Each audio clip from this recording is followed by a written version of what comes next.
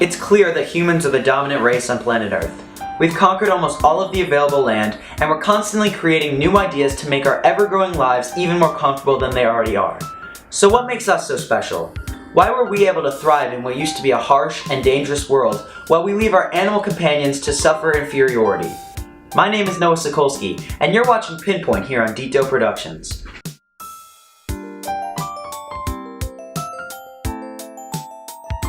So the only way to figure out why we're on top is to figure out what's different between us. So I decided to ask my pets what the difference between a human and an animal was. Okay, Bella, can you tell me what the difference between a human and an animal is? Hey, Chip. Hey, buddy. Chip. Hey. Would you do it for a Scooby snack? Chip, what's the difference between a human and an animal? Chip. Come on. Alright, so what's the difference between me and you? You're tall. I'm not tall. I'm trying to figure out the difference between a human and an animal.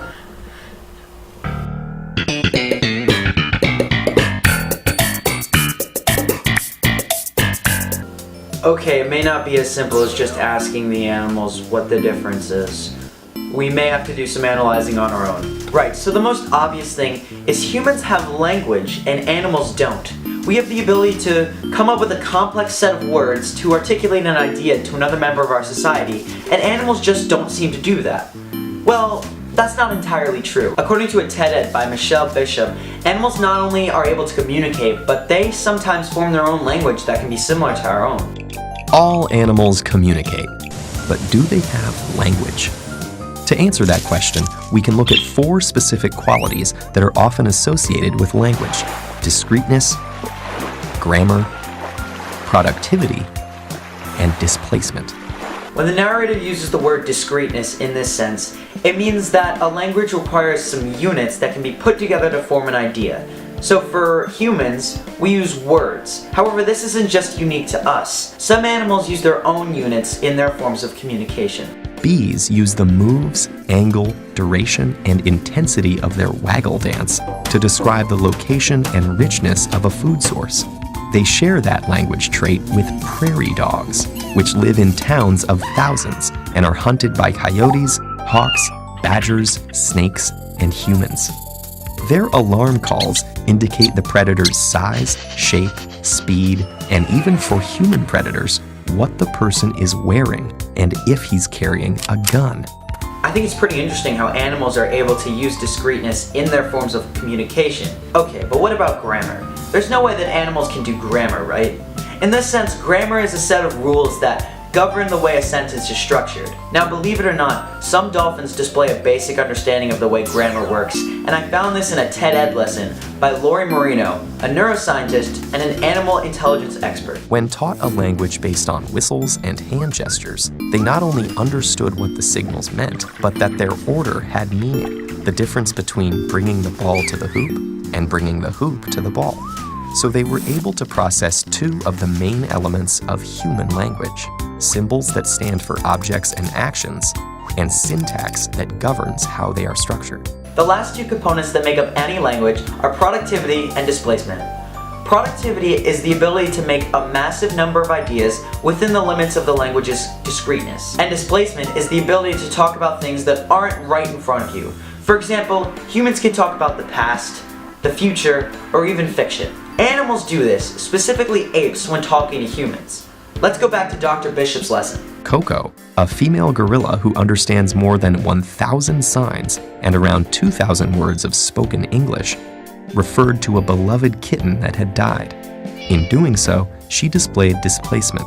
Okay, so I guess we were wrong. We aren't superior to animals because of language, because clearly animals can create language the same way we do. Come on, the answer is simple. Clearly we're superior to animals because of our ability to think. We're able to feel emotion. Now this is a common thought, and if you think this way, don't feel ashamed, because Socrates felt the same way too. Now, I hate to burst your bubble, but Socrates may not have been right in this situation.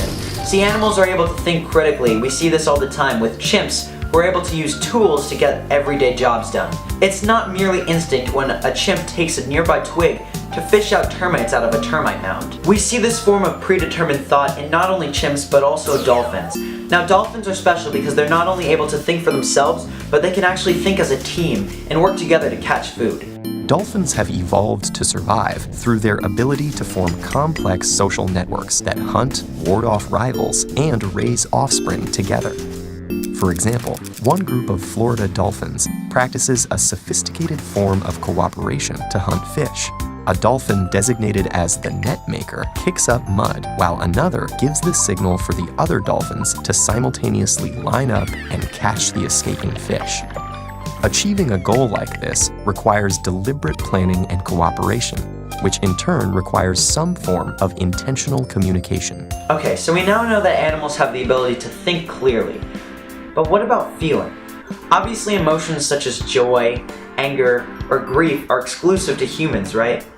Well, in terms of grief, many animals have been observed to feel sadness towards the death of a family member, and this is specifically shown in elephants. Elephants have been found to actually form their own ceremonies when death comes around to their family members. They've been observed to gather in circles around the dead and stand silently, and sometimes they even stroke the dead with their trunks. However, the most emotional animal out there is the dog.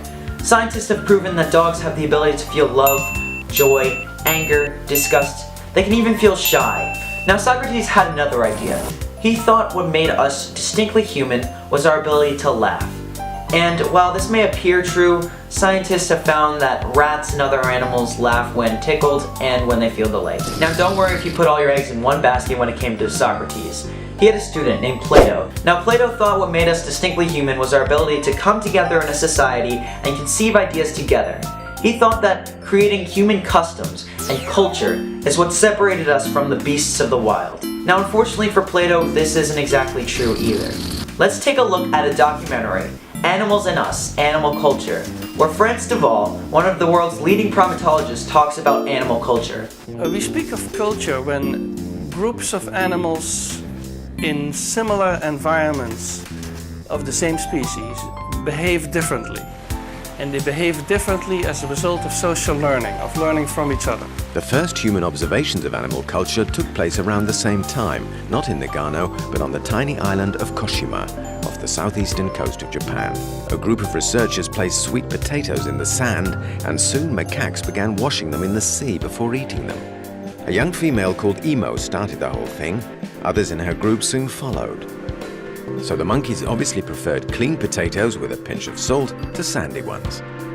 But as Frans de Waal explains, their behavior set in motion the whole concept of animal culture in primatology. According to de Waal, animal culture is formed when one member of the tribe starts doing something and the rest start to follow, while other members of the species as a whole don't particularly do the same thing. This is shown with the monkeys and their sweet potatoes, and it's shown again in the documentary with another tribe in a different region of Japan. In a valley beyond the potato washers, another troop of macaques displays a different sort of talent.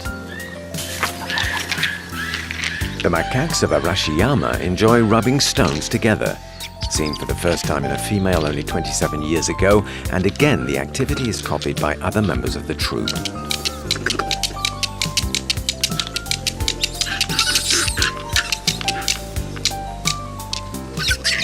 Today, nearly all the monkeys in this forest play the same game, adults and young alike. So what do they get out of it?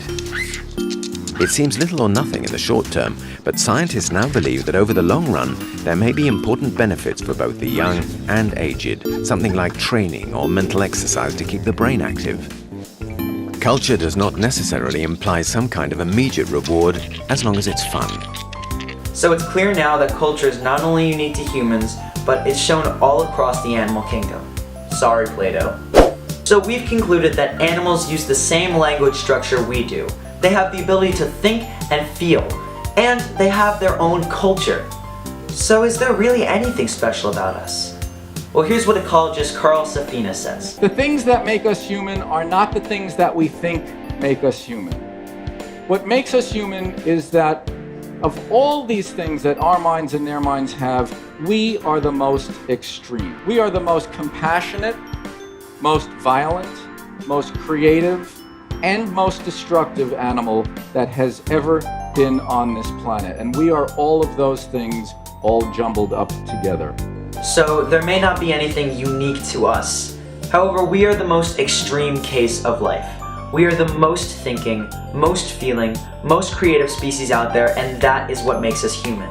We've taken all the abilities from our animal predecessors and enhanced them to the nth degree.